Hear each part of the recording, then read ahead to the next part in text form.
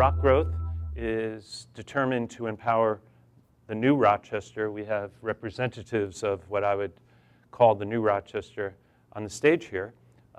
We initiate creative collisions, and we will consider this a success if you met one new person this evening and feel good about it and follow up with them and consider them a friend or a collaborator. We highlight our community's talented innovators, entrepreneurs. Again, 3 of them are up there. And everything we do is informed by promoting greater equality of race, class, gender, and age. So welcome.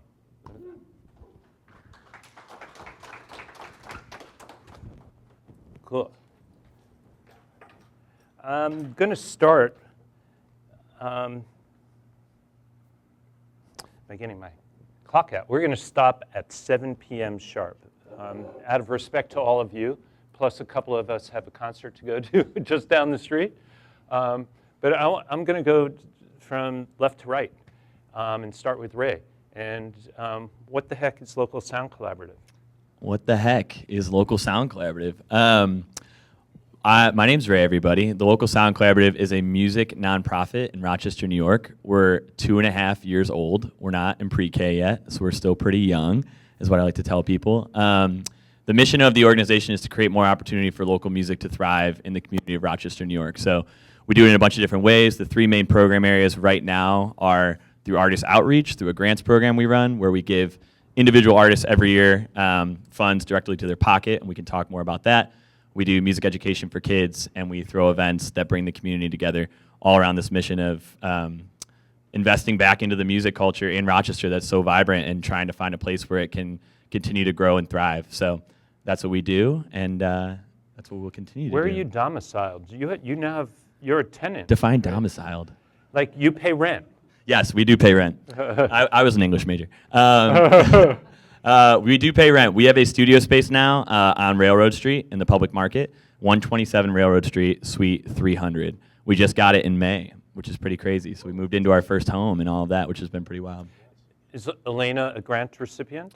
Not yet. Not yet. One day. We've done 2 years of this so far. So yeah, the grant program is kind of our foundational piece to our organization. We were founded, and this will probably be part of the question too in terms of the founding story, around my dining room table in my house. I had just left my job of working for a summer camp that was also a startup of 7 years.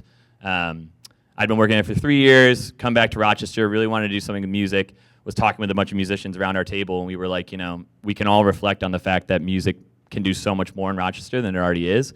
But there are a lot of great entities here too. I think sometimes when you have this fire to start something, it's like, it's good to take a look and be real with yourself in terms of like, what is actually happening here and where's the gap and what can we fill? And we saw all these different entities, whether it be the Memorial Art Gallery, Hochstein, Eastman, going even smaller with Muck Duck Studio, Avenue Black Box, a lot of different great nonprofits, RocGrowth having a presence in the arts and music scene. And for us, we said, okay, great.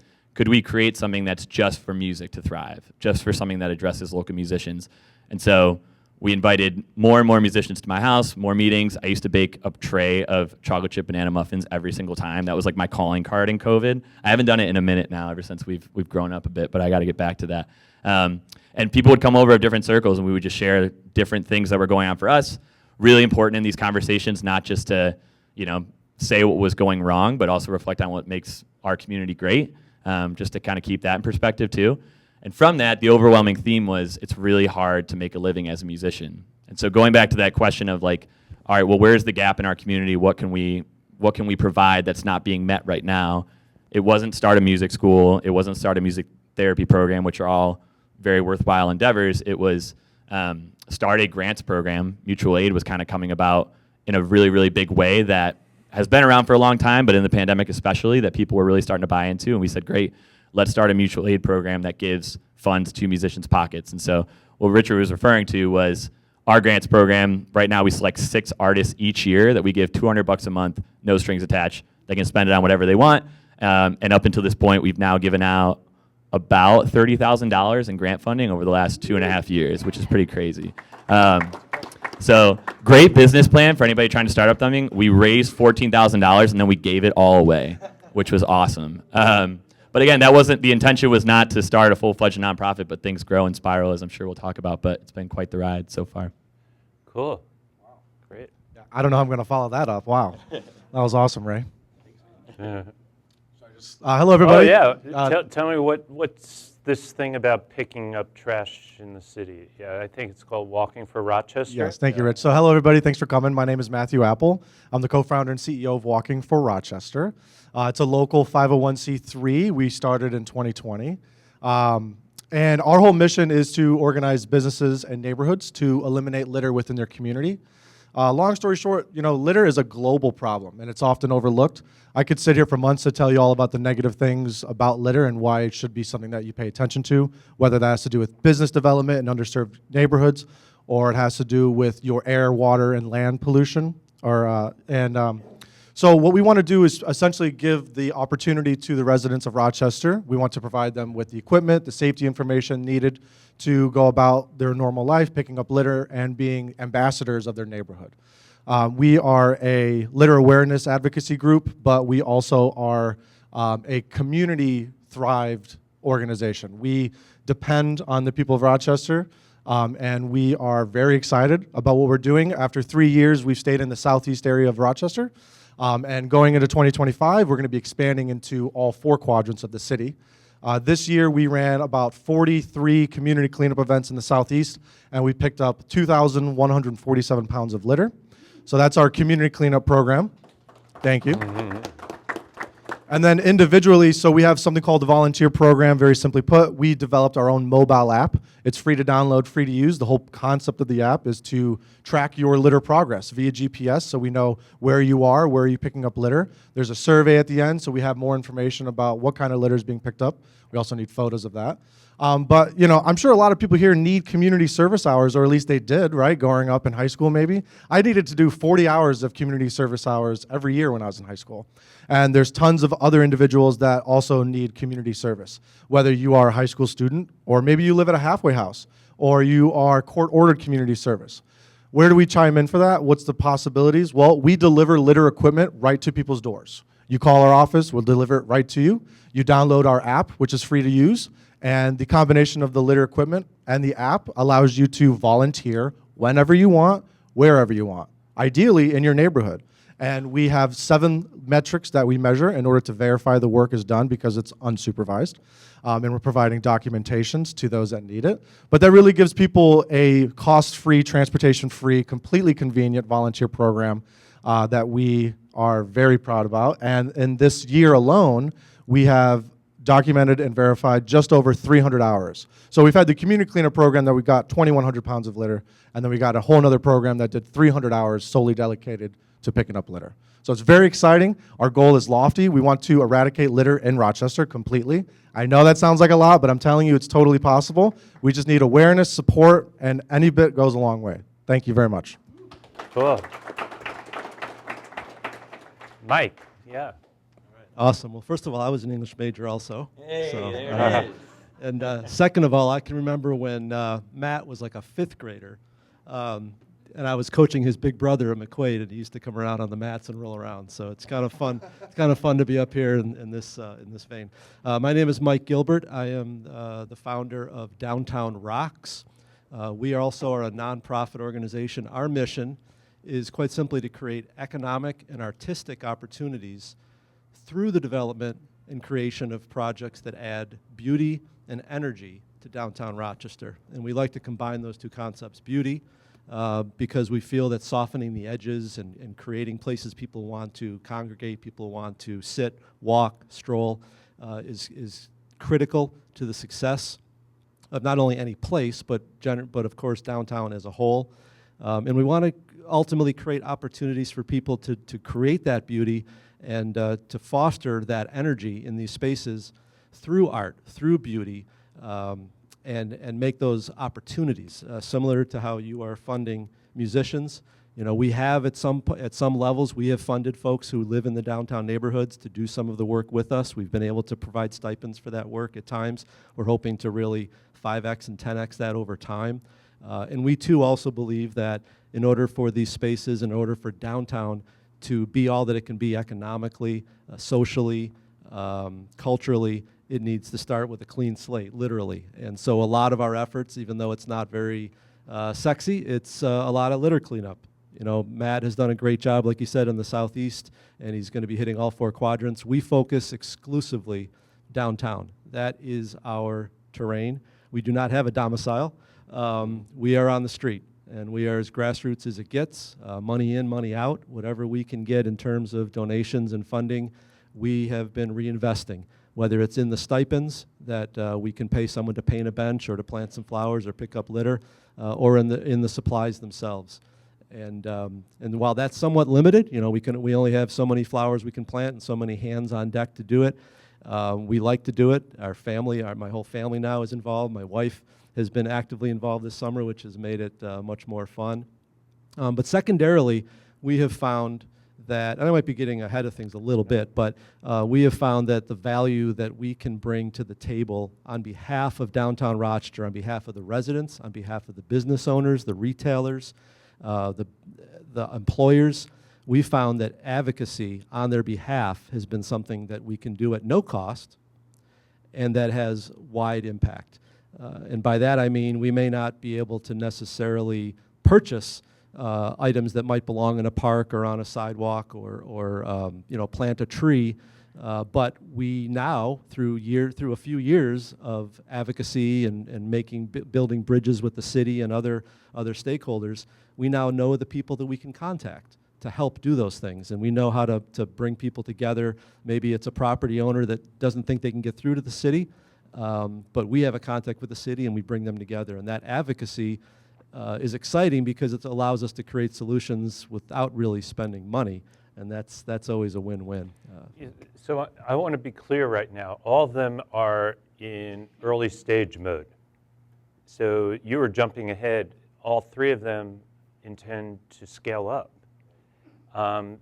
But I want you to identify some of, perhaps that first project, maybe it wasn't, I believe, Schiller Park. Just put a little meat on the bones before we move to the next line of questions. So the impetus for this organization was that I moved into the Harrow East with my company about 5 years ago. I believe it was 2019, right when you started. And my window from the 4th floor overlooked kitty corner across Andrews into Schiller Park. Now, if you don't know Schiller Park, it used to be Franklin Park. It used to be twice the size before the inner loop cut through it. It has a statue of Schiller, the German poet, and it was not in a good way. Let's just put it that way. As I walked over there, the hedges were overgrown. In fact, the hedges were higher than the sight line to the monument. There's chain link fence on 2 sides, backing up to the inner loop, and an empty lot. There was asphalt and concrete strewn around the park. It was overgrown with weeds. The trees had not been maintained. And frankly, most people wouldn't have been able to tell you where Schiller Park was at that time, 5 years ago. And so we, you know, really without any intent of doing anything bigger long term, the company, we kind of adopted it. I was able to get the employees out, and we spent a couple days and turned it into a project, and we just overhauled the entire park. And this is where the advocacy kind of came in too, because at a certain point we realized there were some things we couldn't do. We couldn't trim the trees, for example. We couldn't take the hedges down.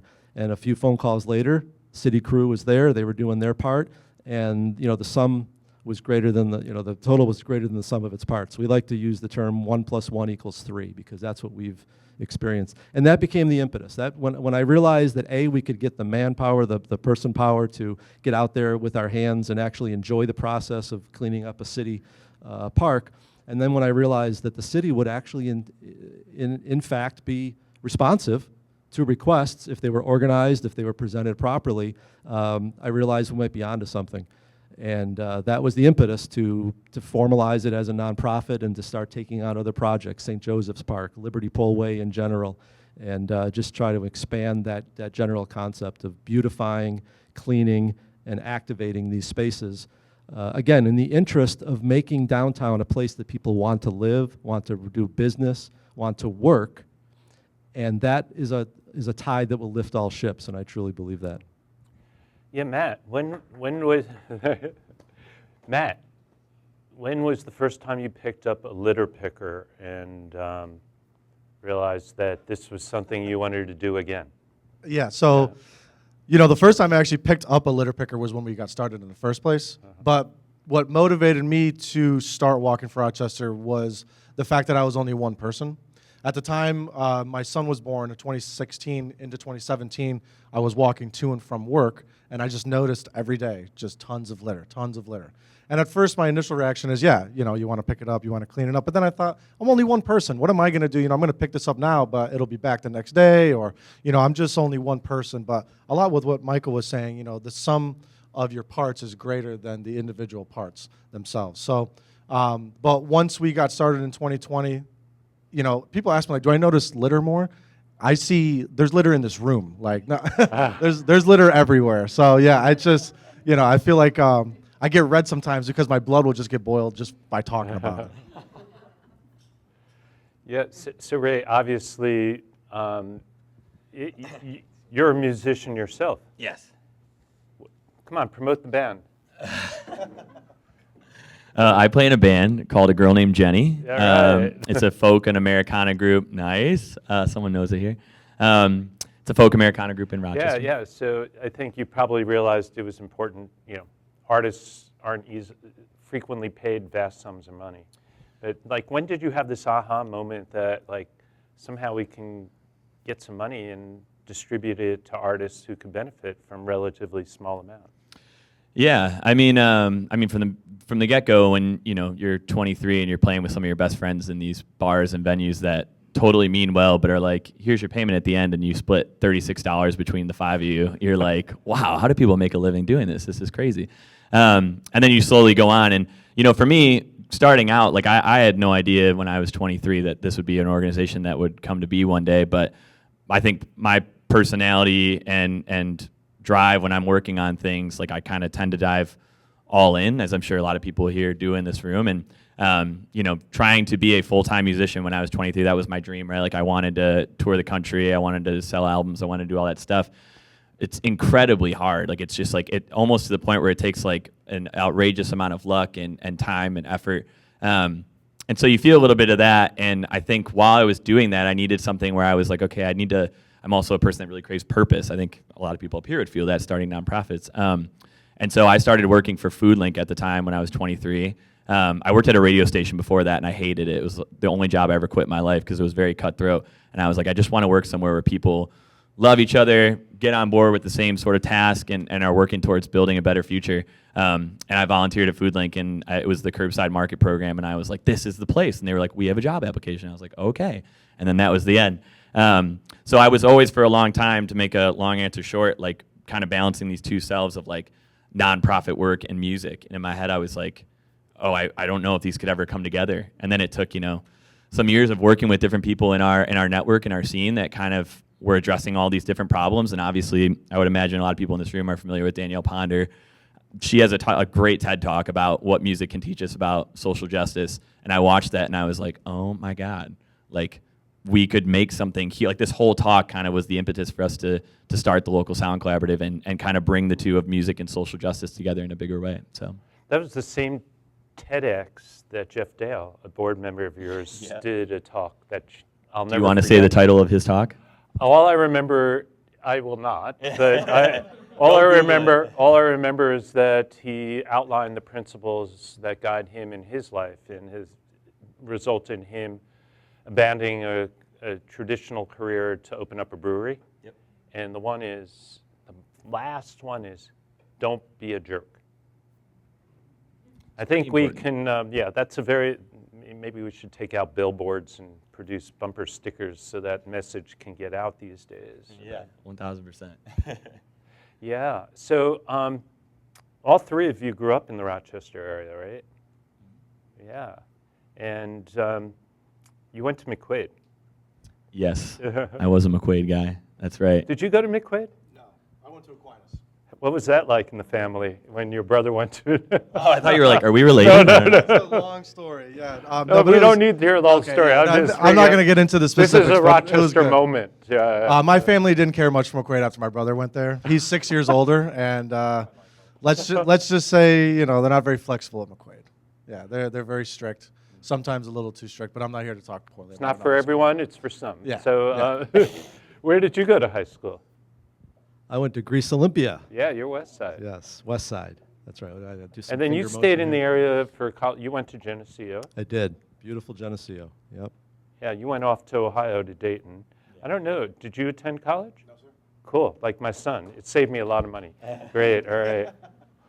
Cool. And then you went and worked at CGI. CGI, which people will know is a large company in town. And that's where you learned something there, right? Yeah, I learned a lot there. My background is my background. Instead of going to college, you know, I wasn't really sure what I wanted to pursue when I was younger. I knew I wanted to be an entrepreneur. I knew I wanted to start something of my own. But I went through climbing up the ropes, you know, climbing up the sales ladder. I worked for Paychecks. I've worked for CGI, and it was a great experience. So when I worked at CGI, I learned a lot about digital marketing and the importance of social media and how you can use that to, you know, for a business's advantage, for sure. So that was a great eye-opening experience. That's what I was working for when COVID hit. And then if it wasn't for COVID, ironically, I would have never started Walking for Rochester in the first place because I was furloughed and there wasn't a lot of sales jobs during 2020. So I decided to take a chance and start a company I've been working on the side.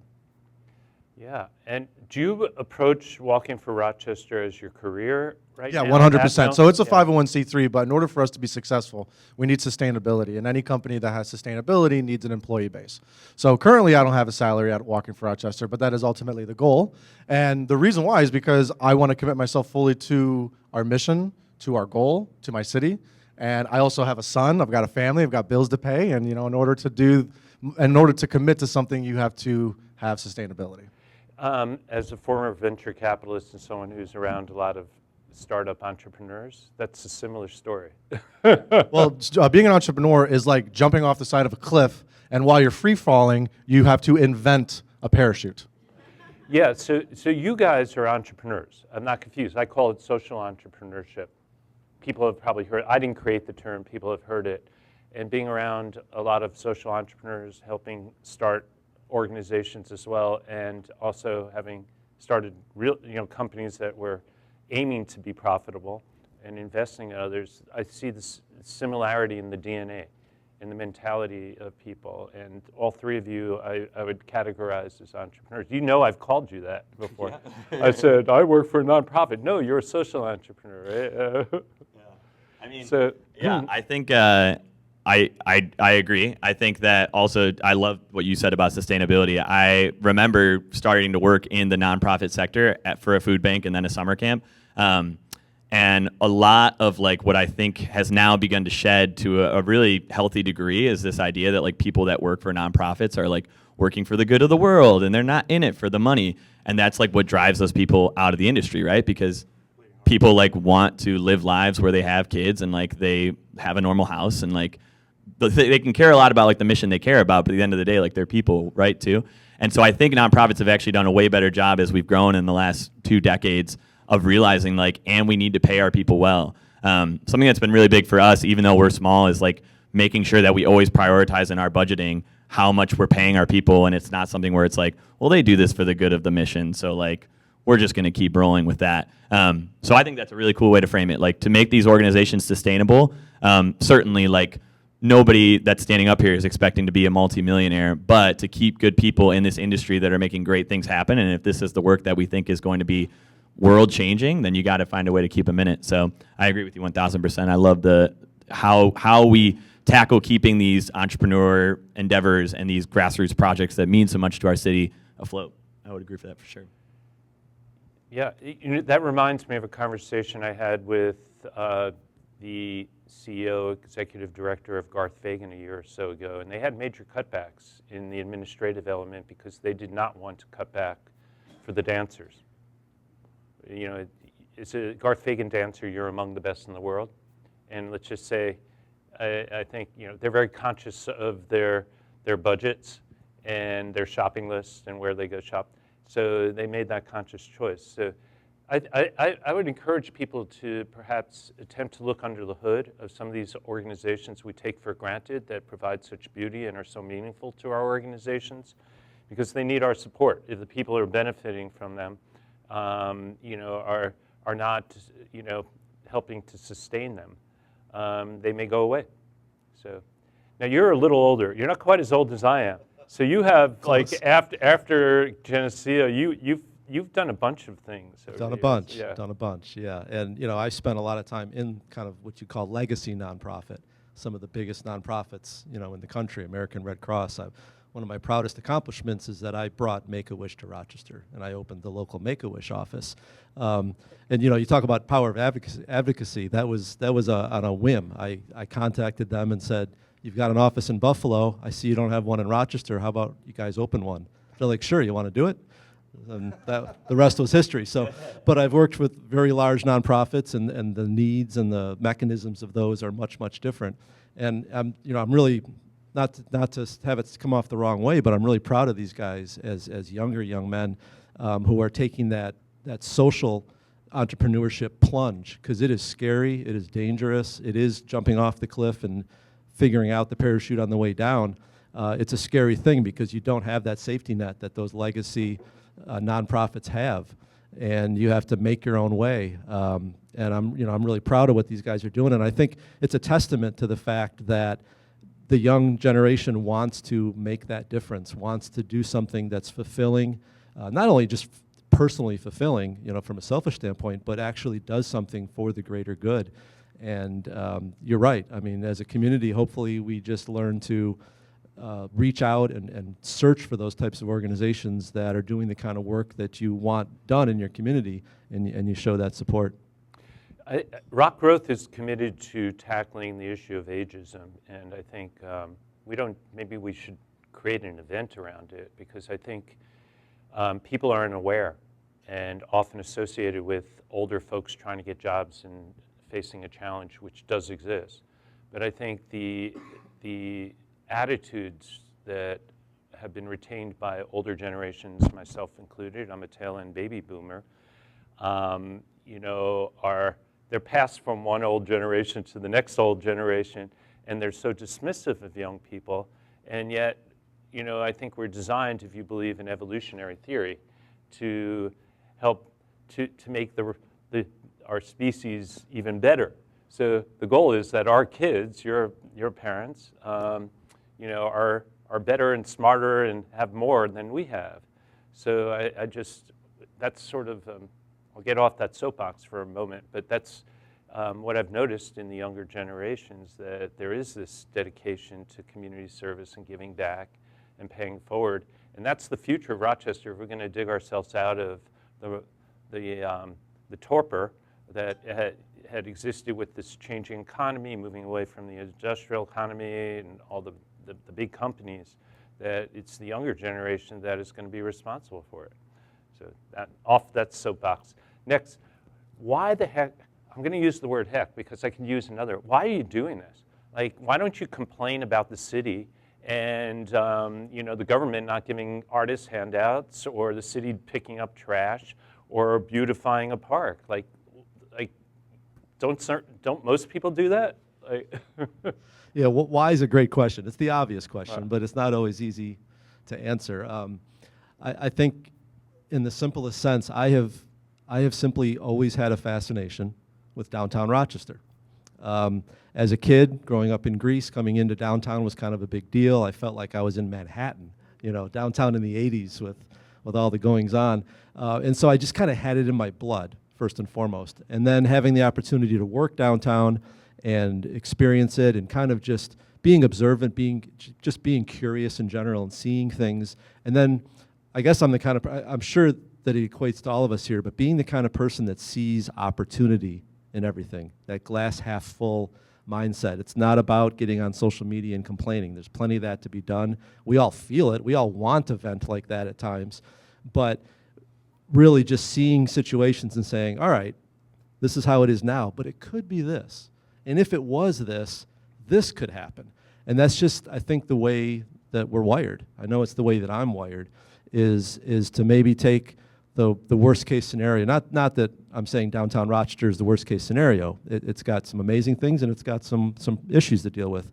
But we like to work on those worst areas. We like to find the spots that maybe the downtown beautification crew hasn't hit in a few years, or that they don't even know this little pocket exists.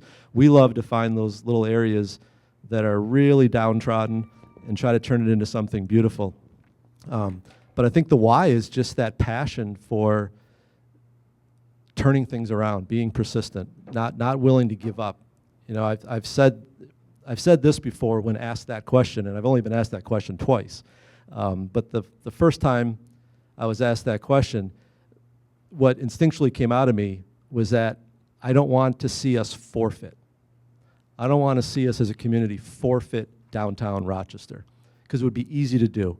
It would be easy to say, downtown is lost, move to Brighton, move to Pittsford, move to Victor, and just kind of live that comfortable life. But what folks don't really realize is that if your inner core rots, then the city neighborhoods are going to rot. Then your inner suburbs are not going to be successful, and your outer suburbs are not going to be successful. So we all really need to care about downtown, because a healthy, vibrant downtown where all walks of life live and work and play, that actually is going to spread like wildfire into our greater Rochester community so that we can have a much more economically vibrant community as a whole. I guess that's my why. Yeah, I'm asking, like, why don't you play victim? So many people choose to, and they don't realize it, right? Right. You know, are there a lot of people here from Rochester, born and raised here? A lot of people from Rochester? I don't know about you, but when I was growing up in Rochester, people talked so much junk about Rochester, whether it was the city, the violence, you name it. And I was one of those people. I thought to myself, just like along with other people, I can't wait to get out of here. I'm going to go to North Carolina. I'm going to go to Florida. And a lot of cities have issues. A lot of cities have the same issues, whether that's litter or gun violence or whatever. And I thought to myself, am I going to just complain, or am I just going to actually do something? So that's my first half to that answer, is that I used to be one of those doubters, but now I've realized that you need to be the light that you want to see in the world, because inspiration is contagious. The other thing is, litter is overlooked. No one cares about litter. It's just a problem all around the world. It's a global issue. It has tons of effects. Like, I could literally sit here all day and tell you all the things, and I'm not an environmentalist, but there's just many reasons. I'm sure if there's any business owners here, if you have to open up your own business, I'm sure you're going to be in a business area that is nice, clean. You're not going to go to an area that's covered in litter.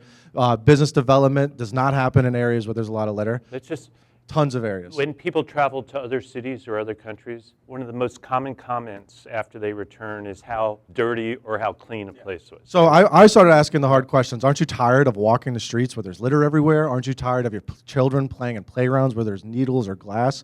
And, you know, people want to feel like they're from a community that matters. And that kind of goes in hand with the first answer that I had. It's important to take pride in your community. It's important for you to actually care and to see others take pride in their own community too. And when you volunteer for Walking for Rochester, it's an easy, great way to do that. So, Ray, you shared with me, hopefully I'm not speaking out of school, where you were considering relocating to Music City, Nashville, right? Yeah. Yeah, Yes. that you could escape or complain. There are a lot of options. You chose to stay here and do something about it. Why? Yeah. I mean, I think the overarching answer is I love music, and I believe so deeply in the power of it to kind of like change and impact our world. That's like the big fluffy answer. Sometimes, I don't know, I think it's so helpful to ask yourself like why, for a million different reasons for why we do something. Why did we start this program? Why did we write this blog post? Why did we write this email? Why did we work with this group of kids today? And today, like, one of the whys I'm feeling of like why we do this work is like, I think that as a nonprofit and as like a community organization, like if we're not doing our job to address the section of our population and the groups of people that are suffering or hurting or in the most need, then we're not doing our jobs, right? And so I feel like for me, I'm always trying to keep that front and center. And so for us, we do a lot of work in schools with kids. We're starting to do work in senior living centers with folks that are going through dementia or Alzheimer's.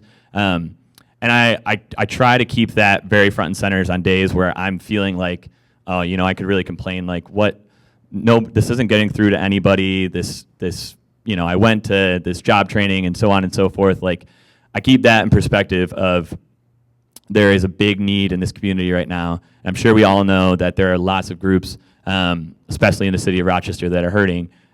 So for me, I try and remind myself of that, and while that can be like a big, like, you know, heavy thing that we have to bear, it's also what motivates me, right? Every time I go into school and I hear about what some of these kids have to deal with back home, or every time I go into a certain place where then someone comes in and hears the music and talks about how that resonates with them, how that heals them, like that's what motivates me. And so I think that's my specific why I'm feeling today is kind of those groups of people that have that need, and hopefully we can continue to try and provide it for them. Cool. We have time for a couple of questions. Raise your hand. So I see one. Just if you have a question, I want to just gauge how many there might be. Ooh, 3. Let's see if we can keep it within the next 8 minutes, the response to the questions. Rachel. Yeah, going along with the last question, all 3 of you kind of struck me as people that could utilize local government, state government, federal government. Why don't you? Or do you? Well, Walking for Rochester, we do. We have an anti-littering campaign with the mayor's office called Respect Rochester. That's less than a year old. We're only 4 years old, but we know that's important to get all layers of the community involved: residents, businesses, government, and any other organization that strives and has the same values as us. So we do that. We're doing it more as we grow. Yeah, and that's an awesome question too. But from a funding standpoint, we're not really utilizing any of that yet, and we hope to where there might be opportunities. But from a partnership standpoint, we work very closely with the City of Rochester. We've fostered a really nice relationship with several higher-ups in the different departments, to the point now that we can either pick up the phone, send an email, and we know that we're going to have responsiveness on a particular issue.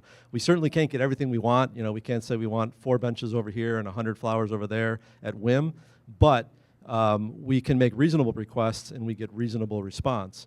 The other thing is the city now knows that we exist, and they contact us proactively, quite frequently actually this year, when they have extra resources. So I got a call a week ago from a gentleman from the environmental services, and he said, we've got 15 extra mums we can't use. You want them? I said, sure, bring them right by. He brought them right by. We had them in the ground in a couple days in tree wells around the city.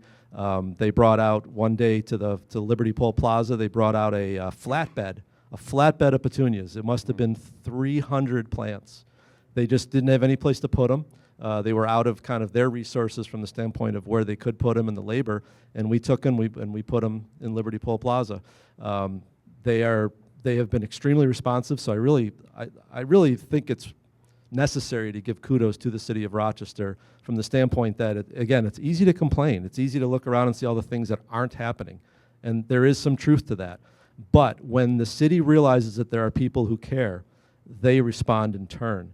And again, it's the 1 + 1 = 3, and that is a major part of what we're trying to do, is foster those bridges to get more done with the resources that are available.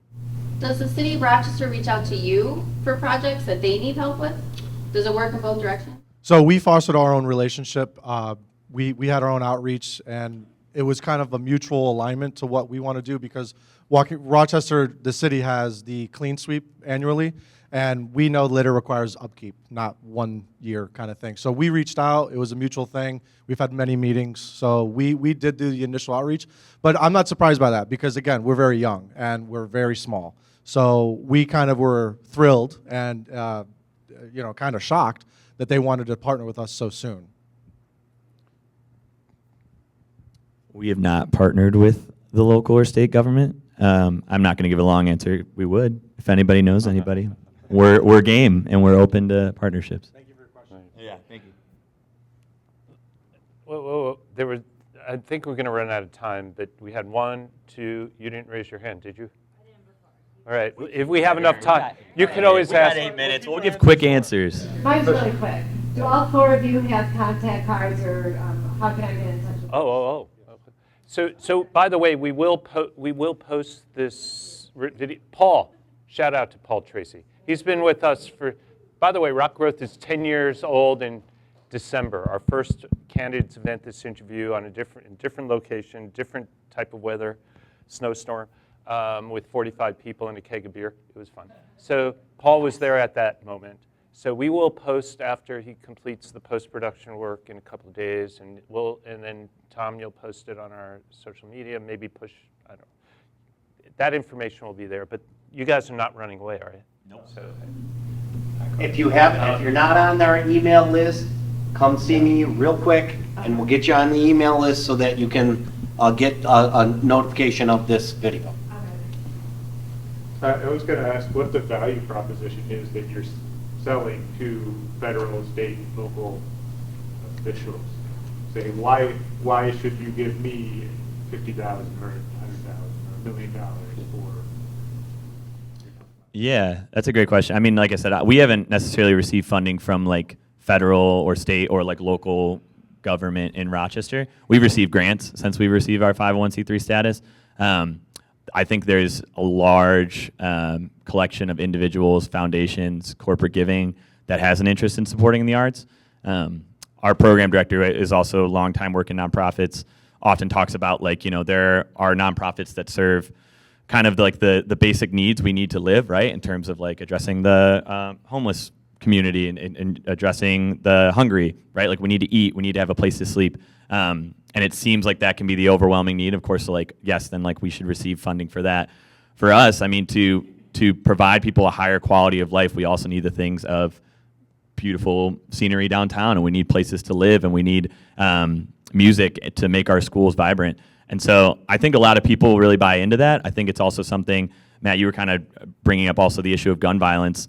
Things like that, there can be a correlation between these two things, even if we don't see it, right? Like in my mind, teaching a couple of kids how to play music then creates a barrier and gives them something else to spend their time on rather than something else that they might get into that is negative for their circumstances. So I think that these things are necessary to our overall quality of life, which is what I always try and keep in perspective.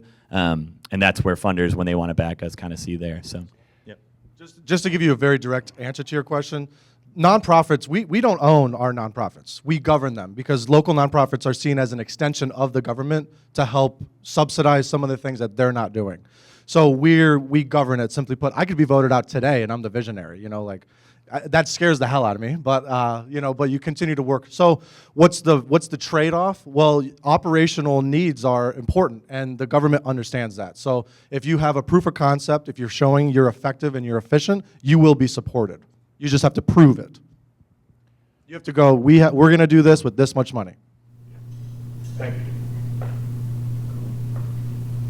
Yeah, so how big of a need do you have for legal or compliance services? Because I'm an attorney, I do other things too, but Tons. I know a lot of attorneys, okay, yeah. Is there one in particular that you're asking this? All of you, are you finding help from local law firms? I know they have pro bono programs, but a lot of times they're not actually. We just got a lawyer on our board, so I'll have one of these two gentlemen. Yeah, my sister's an attorney, which helps. But long answer short. But I think you're right. There are some places that need these connections, and happy to connect with you because there are other people that are trying to do this work right now that maybe aren't so lucky to have those connections. So happy to connect with you after and share any thoughts there. But yeah. Thank you. Yeah. Cool. So before I wrap up, I think I've acknowledged all the people that have contributed to us. Chris, when you were out there, I gave you a shout out. Okay. And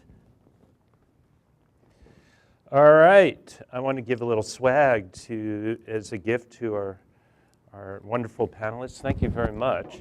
And we're going to get a photo. So these are hot off the press. And you have to figure out, I figured you're a medium. Yeah, mediums, 2 mediums. I might have yeah. We can always, no, these won't. Here's an Excel, you'll put that one on. Yeah, here, let's do a photo. So, Snug into this. But anyway, well, we could do that separately here, but thank you.